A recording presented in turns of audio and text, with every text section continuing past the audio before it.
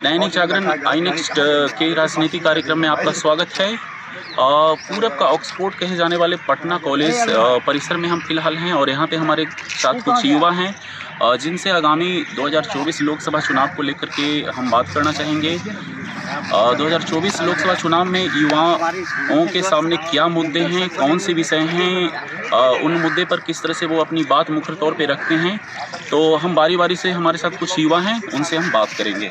2024 में जो लोकसभा चुनाव है उसको लेकर के क्या मतलब मुद्दा है आपके सामने, कौन सा इशूज़ को लेकर के आप वोटिंग करने जा रहे हैं इस बार?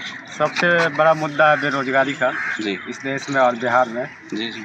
ईवीएम वर्सेस बैलेट पेपर का, जैसे बहुत सारे लोग जो हैं वो बैलेट पेपर की तरफ से फिर से वापस जाना चाहते हैं, बहुत सारे जो लोग हैं वो ईवीएम को सही ठहरा रहे हैं। आपका इस बारे में क्या सोचना है? मेरा इस बारे में बस यही सोचना है कि जो भी जैसा भी है मतदान का प्रक्रिया है उसमें या तो अगर नुकसान है तो बैलेट पेपर में भी पहले होता था क्या कि बूथ लुटा जाता था, बैलेट पेपर का भी नुकसान उस टाइम देखा गया, इसलिए ईवीएम का प्रचलन आया। अभी अगर कहते हैं प्रचलन ईवीएम का है तो ईवीएम इलेक्ट्रॉनिक सिस्टम है और इलेक्ट्रॉनिक सिस्टम में भी अगर देखा जाए तो इसमें भी अगर कोई कह रहे हैं कि इसमें गड़बड़ी है तो ऐसा कोई सिस्टम यहाँ पर इजाद नहीं है पूरे दुनिया में जिसका कोई भी प्रमुख इलाज हो जिसकी वजह से हम लोग 100% सफलता की ओर जा सकें। तो जो भी अपने अपने समय का है, अभी इलेक्ट्रॉनिक डिजिटल ज़माना है तो डिजिटल के हिसाब से मुझे नहीं लगता है कि जो पहले खत्म हो चुका है, समाप्त हो चुका है, उसके पीछे हम लोग को पीछे वापस जाना चाहिए दोबारा। एक सवाल मेरा और है आपसे, अभी जैसे हर तरह की जो फैसिलिटीज़ हैं वो ऑनलाइन हो रही हैं जी, ठीक है जी। लोग मतलब ऑनलाइन ख़रीदारी कर रहे हैं या टिकट अपना बुक कर रहे हैं रेलवे या फ्लाइट का कुछ भी। तो एक जैसे यूथ की तरफ से यह भी मांग आ रही है कि जो वोटिंग जो है उसको, उसमें भी एक जो ऑनलाइन का जो ऑप्शन है वो होना चाहिए, एक ऑनलाइन का विकल्प रहना चाहिए। इसके बारे में क्या कहना है? जी बिल्कुल सही कहा जा रहा है, क्योंकि कई लोग होते हैं कि अपने गंतव्य से बहुत दूर होते हैं तो अपने वोटिंग राइट का इस्तेमाल नहीं कर पाते हैं सही तरह से। तो इसका ये फ़ायदा हो सकता है कि जो लोग अपने गंतव्य से दूर हैं, बस उसका एक पैमाना होना चाहिए कि जो वोट कर रहा है उसका कोई रियल आइडेंटिटी हो जिसके थ्रू आइडेंटिफाई किया जाए कि जो वोट वहाँ से दिया जा रहा है ऑनलाइन वो एग्जैक्टली मतलब पक्का हो कि हाँ उसी का है। ऐसे अगर इस टाइप का अगर पैमाना उसमें होता है तो ये बिल्कुल सही है, और अगर ऐसा कुछ नहीं किया जा रहा है तो ये तो बिल्कुल भी गलत है, क्योंकि कोई कहीं से भी किसी का भी वोट कास्ट कर पाएगा, तो इसलिए गलत भी हो सकता है। कई तरह से हर एक चीज़ के दो पहलू होते हैं, कुछ सही तो कुछ गलत होता है। बीइंग ए स्टूडेंट अगर हम बात करें तो नई एजुकेशन नीति के तहत आप किस तरह के मतलब आपके हिसाब से सुधार अपेक्षित है? देखिए, कोठारी कमीशन का जो रिपोर्ट था कि बजट का जो 10वां हिस्सा हो वो शिक्षा पे खर्चा हो, राष्ट्रपति हो या चपरासी की संतान, सबको शिक्षा एक समान, यानी कि राष्ट्रपति का बच्चा भी सरकारी स्कूल में पढ़े और जो भंगी का संतान है वो भी सरकारी स्कूल में पढ़े, सबको एक कॉमन एजुकेशन प्रोग्राम। लेकिन सच्चाई क्या है, एक तरफ ईपीएस खुला हुआ है, ये खुल रहा है, ये खुल रहा है, और हमारे इंस्टीट्यूशन का हाल देख लीजिए, ना शिक्षक पढ़ाने के लिए ना कुछ है। एक तरफ लाखों लाख रुपया देने के बच्चे तैयार है प्राइवेट इंस्टीट्यूशन में, लेकिन जो शिक्षा यहाँ फ्री में मिल रहा है, लेकिन यहाँ पर शिक्षा को पाने के लिए छात्र नहीं आ रहे हैं, कुछ कर रहे हैं। इस पूरी तरह से शिक्षा विभाग की कमजोरी है। अभी शादी को लेकर के एक मतलब नया कानून जो है वो प्रस्तावित है, उसमें मुद्दा है कि जो लड़कियां हैं पहले उनके लिए शादी का जो एज हुआ करता था वो 18 साल था, अब उसे बढ़ा करके 21 साल करने की तैयारी चल रही है। तो इसके बारे में आप क्या सोचते हैं?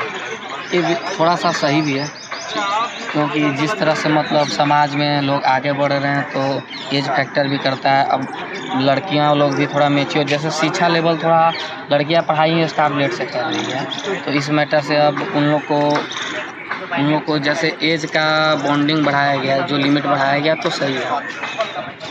इसके अलावा अगर हम लड़कों की बात करें, लड़कों की जैसे एज पहले भी 21 थी और अभी भी मतलब वो मतलब 21 ही प्रस्तावित है, तो क्या मतलब लड़का का जो एज है वो आपको सही लगता है? लड़का का एज सही है, 21 लड़का का एज सही है। क्या मतलब आपको नहीं लगता है कि लड़कों की जो एज है उसमें भी कुछ मतलब ट्रांसफॉर्म करने की ज़रूरत है या फिर उसे बढ़ाने की ज़रूरत है? नहीं, उसमें ज़्यादा बढ़ाने का भी ज़रूरत नहीं है, क्योंकि अब लोग मतलब 50 साल 60 साल से ज़्यादा लोग जी भी नहीं पा रहे हैं। तो उसमें कितना बढ़ाइएगा? अभी जैसे अगर हम राजनीति की बात करें तो उसमें खासा एक बात की चर्चा है, वह है परिवारवाद को लेकर के। और ऐसा समझा जाता है कि परिवारवाद की वजह से जो मतलब स्वाभाविक जो प्रतिभाएं जो राजनीति में आना चाहती हैं वह नहीं आ पाती हैं। तो इसके बारे में क्या कहना चाहेंगे?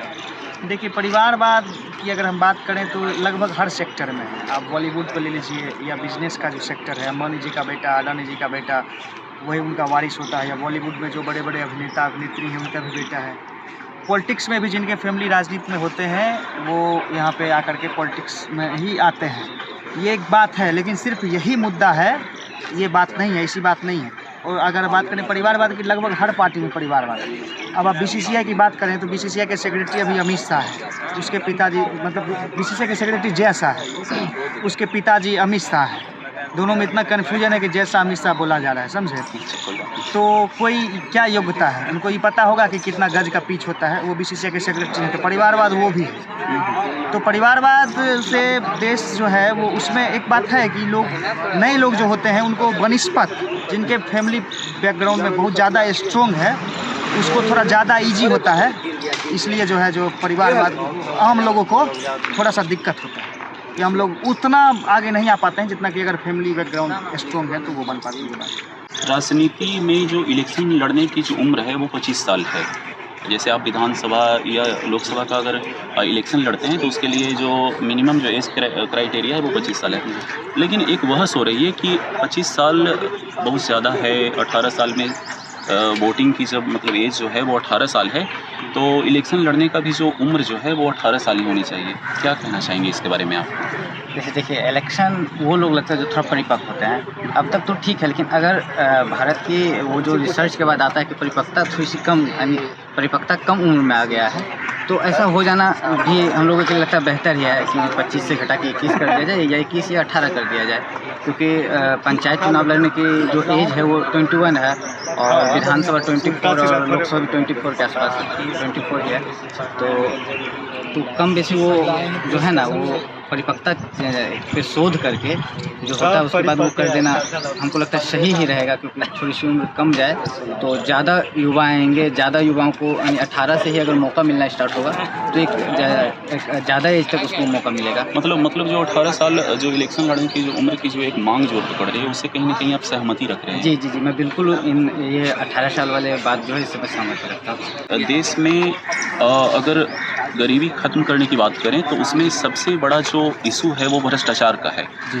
तो इस बारे में आप क्या सोचते हैं? भ्रष्टाचार को लेकर के जो तमाम तरह की जो मतलब एक्शन रिएक्शन यहाँ पे होते रहा, इसके बाद भी भ्रष्टाचार खत्म करने का अभी तक कोई दावा नहीं कर सकते। विंग ये स्टूडेंट आप क्या सोचते हैं इसके बारे में? ये स्टूडेंट हम ये सोचते हैं कि भ्रष्टाचार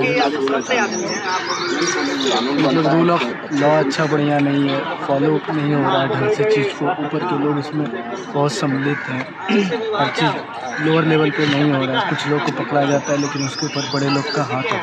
मतलब आप कहना यह चाह रहे हैं कि जो मतलब लो लेवल की जो भ्रष्टाचार होती है वो तो पकड़ में आ जाती है, लेकिन हाई लेवल वालों पे कोई एक्शन नहीं होता है? नहीं, उसके ऊपर बहुत लोगों का हाथ होता है, वो चीज़ पता नहीं चलता है। इस वजह से इसको एक देश को आगे बढ़ाने के कदम में सोचकर काम करना चाहिए। तो आपको क्या लगता है कि भ्रष्टाचार पे अगर मतलब एक संतुलन अगर स्थापित कर लिया जाए तो गरीबी क्या कुछ हद तक कम हो पाएगी? बहुत हद तक कम हो पाएगी। और भ्रष्टाचार में इस देश में बहुत सारा पैसा है, जैसा कि स्विस बैंक के भी आंकड़े से पता चलता है। इस देश का पैसा बहुत सारा ब्लैक के तौर पे गरीब होते जा रहे हैं और अमीर होते जा रहे हैं। सबको अपना टैक्स भी बहुत लोग छुपाते हैं, बचाते हैं। अगर वो पैसा हमारे देश में सही चीज़ों में मतलब खर्च होगा तो देश बहुत आगे बढ़ेगा, गरीब बहुत ऊपर जाएगा।